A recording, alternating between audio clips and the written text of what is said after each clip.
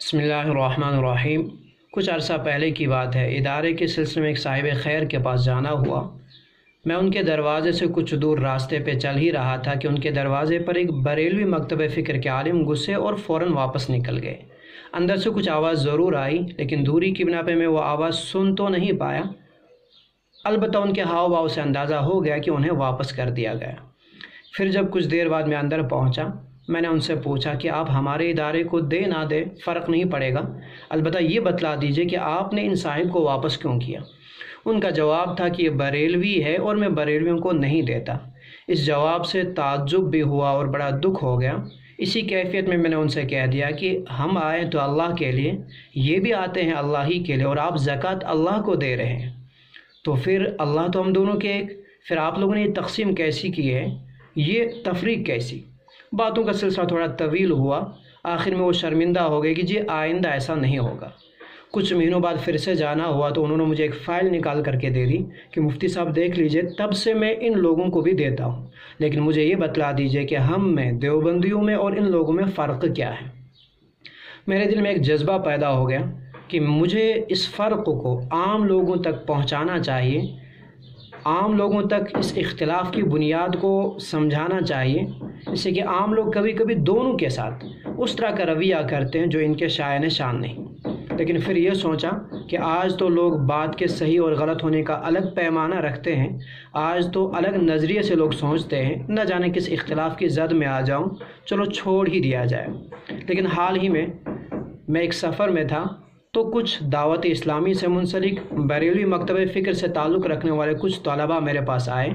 बड़ी मोहब्बत के साथ अलैक सलैक के बाद उन्होंने कहा, जी आपका नाम ये है, आप वो हैं, हमें आपसे एक चीज़ सीखनी है। मैंने कहा हाँ बिल्कुल। तो उन्होंने कहा, जी आप में यानी देवबंदियों में और हम लोगों में बरेलवी में फ़र्क क्या है, हमें ये बतला दीजिए। वहाँ जो बात हुई सो हुई, लेकिन उसके बाद मेरे दिल में फिर से ये दाइया पैदा हो गया कि अब चाहे कोई गाली दे या दुआ दे, मुझे इस फ़र्क को, इस इख्तिलाफ़ को ज़रूर सामने लाना चाहिए, इससे कि मेरा काम तो है जिलाता रहूं चिराग।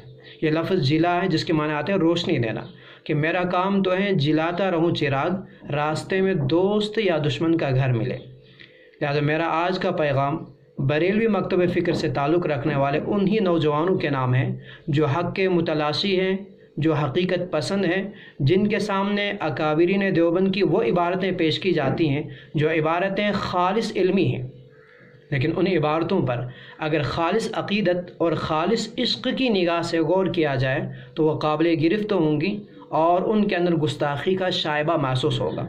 लेकिन वहीं उन इबारतों पर अगर अक़्ल व नक़ल इल्मी नुक्ते से गौर किया जाए तो वह इबारतें न सिर्फ सही मालूम होंगी, बल्कि सही होने के साथ इश्क़ नबवी में डूबी हुई, इश्क़ इलाही और इश्क़ रसूल के अंदर तवाज़ुन कायम करती हुई और उन अकाबिरीन देवबंद के इल्म व इरफ़ान का बय्यन सबूत होंगी।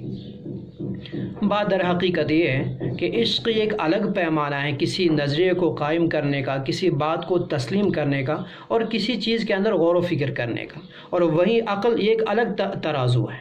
ये अलग तरह से सोचती हैं, ये अलग तरह का नज़रिया कायम करती हैं, इसका पैमाना अलग है। चनाचे ख्वाजा बंदा नवाज़ गैसू दराज अलैहि रहमा, इनके मलफूज़ात हैं जवामिउल कलिम के नाम से, उसके सफ़ा नंबर 497 के आसपास उन्होंने अक़ल और इश्क़ दोनों के दरमियान फ़र्क करते हुए चंद अशार लिखे हैं। मैं उन्हीं को ज़िक्र कर दूँ।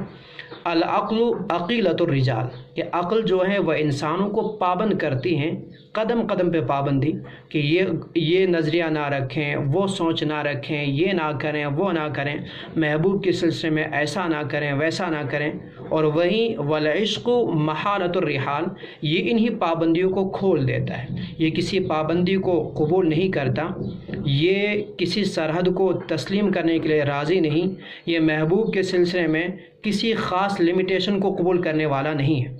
इससे कि हुब्बुश शैइ युमी व युस्मी, मोहब्बत तो इंसान को अंधा बहरा कर देती है, वो महबूब के सिलसिले में किसी ख़ास नज़रिए को माने, किसी नज़रिए को ना माने, महबूब के सिलसिले में किसी हकीकत को सुनने के लिए भी वो गवारा नहीं हुआ करता है। उसकी नज़र में जो कुछ है वो सिर्फ़ और सिर्फ महबूब हैं, बाकी सारी दुनिया कुछ भी हो उसकी उसे परवाह नहीं होती। चनाचे आगे उन्होंने कह दिया वल अक्लु यक़ूल ला तुखातिर, कि अक्ल आपको कदम कदम पे कहेगी इस नज़रिए में आपको ख़तरा है, उस सोच में आपको ख़तरा है, इस अमल में आपको ख़तरा है। महबूब के सिलसिले में उतनी मोहब्बत ना करें कि महबूब का जो महबूब है दोनों के दरमियान मुसावात हो जाए, या वो आपका महबूब उसके अपने महबूब से भी बढ़ जाए। तो ला तुखातिर, ये ख़तरा मोल ना लें। लेकिन वहीं इश्क़ कहेगा वल इश्क़ यक़ूल ला तुबाल, इश्क़ कहेगा परवाह ना कर, ये इश्क़ का दरिया है, इसकी गहराई की परवाह ना कर और डूब जा, किसी सरहद को कबूल ना कर और हर सरहद को पार करता जा। इसी किताब के सफ़ा नंबर 402 पे उन्होंने मजनू और लैला का कुछ वाक़या ज़िक्र कर दिया। उस ज़िम्ने में वो लिखते हैं कि मजनू को लैला से मोहब्बत तो थी ही थी, लेकिन उसकी गली के कुत्ते से मोहब्बत बल्कि उसको चूमने पर आमादा। इस बात को अगर हम अक्ल शऊर और संजीदगी से लेंगे तो लगेगा ये पागलपन है, दीवानगी है कि ठीक है महबूब से मोहब्बत, लेकिन कुत्ते से मोहब्बत के क्या माना।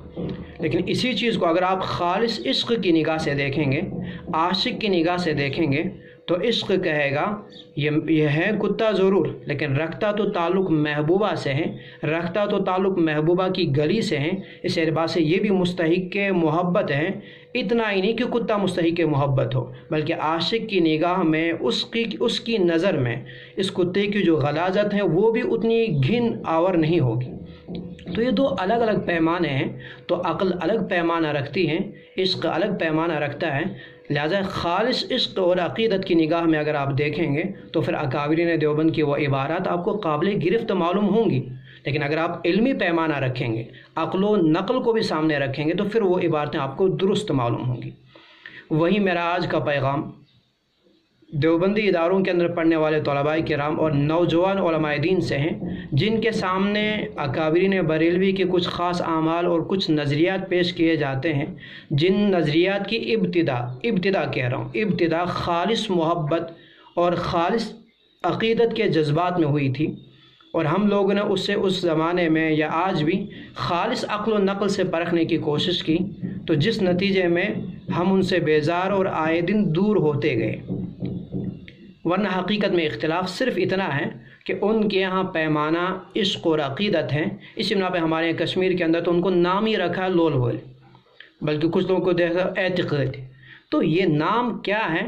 तो हकीकत में जो उनका ज़रिए तर्जुमानी और ज़रिए तशरीह है वो इश्क़ व अक़ीदत हैं, और हमारे यहाँ अक़्ल व नक़ल और इल्म है। चाचा अब आप देखें, मैंने इसको बोर्ड पे बनाया, लेकिन चूँकि थोड़ा सा शायद ज़्यादा नज़र ना आने पाए यहाँ पर, फिर भी मैं दिखा दूँ कि मैंने यहाँ लिखा है देवबंदियत और ये बरेलवियत लिखा हुआ है। ठीक है जी। तो आप अगर देखेंगे दोनों के यहाँ कुरान व हदीस एक है कि इनके यहाँ भी कुरान व हदीस वही, इनके यहाँ भी कुरान व हदीस वही। इनके यहाँ भी आप देखेंगे कि इनका मज़हब भी इस्लाम है और बरेलियों का मज़हब भी इस्लाम है। उसके बाद आप देखें इनका मसलक भी हनफियत है, तो इनका मसलक भी हनफियत ही है। ठीक, आगे चले, दोनों का मुक्तदा, शायद बोर्ड ज़्यादा नज़र ना आता हो, मैं ऐसे बतला दूँ, दोनों का मुक्तदा भी एक ही है कि ये भी हज़रत इमाम अबू हनीफ़ा की तक़लीद कर रहे हैं और वो भी इमाम अबू हनीफ़ा अलैहिर्रहमह की तक़लीद ही कर रहे हैं। इसी तरह दोनों का तसव्वुफ़ तरीक़े सुलूक एक, जो चार निस्बतें उनके यहाँ मोतबर हैं, क़ादरिया, चिश्तिया, नक्शबंदिया, सोहरवर्दिया, वही चार निस्बतें इनके यहाँ भी मोतबर। फिर फ़र्क कहाँ है?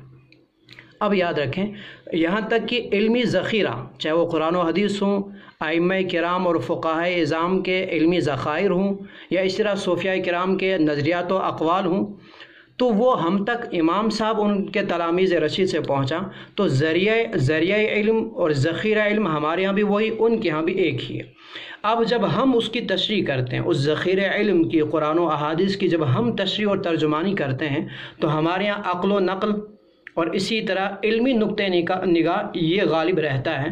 और वो लोग भी जब उसकी तशरीह करते हैं या उन्हीं अहादीस की, कुरान करीम के उन नुसूस की और फ़ुक़हाए किराम के उन इल्मी ज़ख़ीरे की वो जब तशरीह करते हैं, तो वहाँ खालिस सूफ़ीइज़्म या इसी तरह खालिस इश्क़ और अक़ीदत ये महल नज़र रहते हैं, इनको सामने रखते हुए उसकी तशरीह की जाती है। और ज़ाहिर सी बात है, इस्लामी अहकाम को मानने के लिए अक़ल اور عقیدت دونوں کا ہونا ضروری ہے۔